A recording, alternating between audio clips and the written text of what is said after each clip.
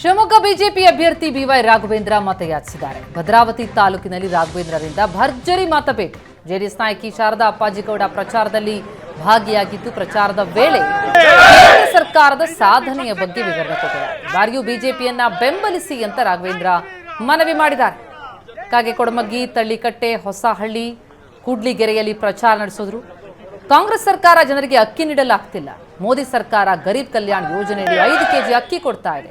ಕಾಂಗ್ರೆಸ್ ಬರೀ ಸುಳ್ಳು ಆಶ್ವಾಸನೆಗಳ ಮೂಲಕ ಜನರಿಗೆ ಮೋಸ ಮಾಡ್ತಾ ಇದೆ ಅಂತ ಕಾಂಗ್ರೆಸ್ ವಿರುದ್ಧ ಕಿಡಿಕಾರಿದ್ದಾರೆ ರಾಘವೇಂದ್ರ.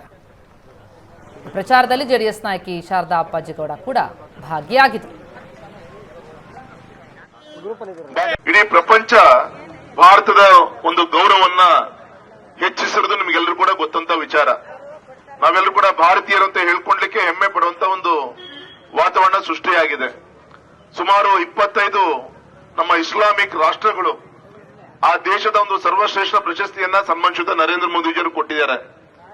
ನಮ್ಮ ಇಸ್ಲಾಮಿಕ್ ದೇಶದಲ್ಲೂ ಕೂಡ ಇವತ್ತು ಹಿಂದೂಗಳ ಒಂದು ದೇವಸ್ಥಾನಗಳು ಆಗ್ತಾ ಇದೆ. ಇವತ್ತು ರಾಮ ಮಂದಿರ ನಿರ್ಮಾಣ ಆಯಿತು.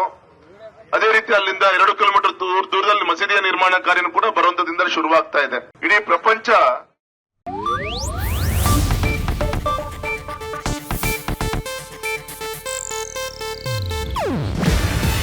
ಇದು ಏಷ್ಯಾನೆಟ್ ನ್ಯೂಸ್ ನೆಟ್ವರ್ಕ್ ಪ್ರಸ್ತುತಿ.